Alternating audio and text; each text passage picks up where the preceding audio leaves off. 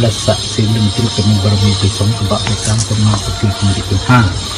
ก็มีเมตตาเป็นหกมีจิตอนุเคราะห์สัตว์โลกเป็นจิตมีดวงใจเข้มแข็งดีดีคิดอนุมจริงมีวิธีช่วยเหลือสงเคราะห์คนทุกข์คนยาก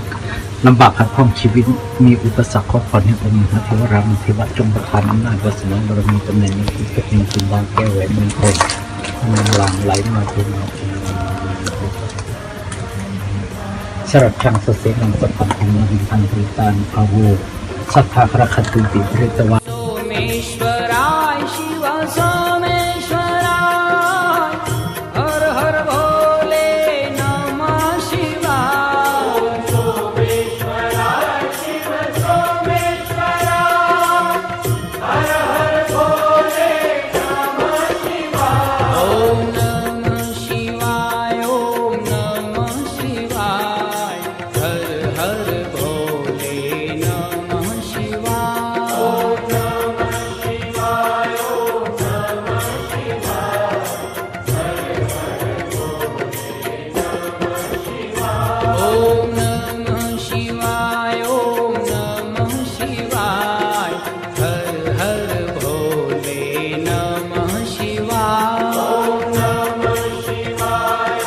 नमः शिवाय हर हर भोले नमः शिवाय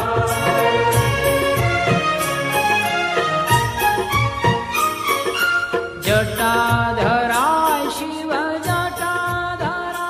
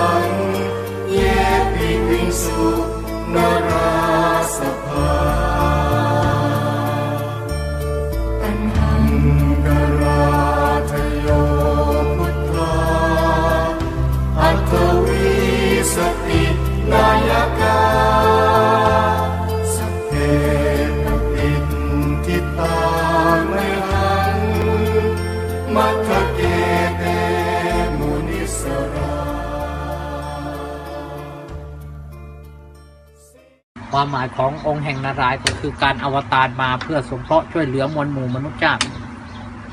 สมัยก่อนมันมีภัยพิบัติมาก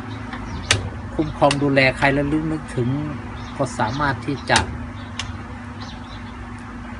ช่วยปราบมารปราบสารพัดอย่างเป็นตัวแทนของเทพเจ้าองค์หนึ่ง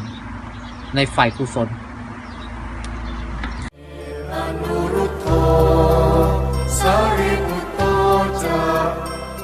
คิเนโกนทัญโยปิติภาคัสมิ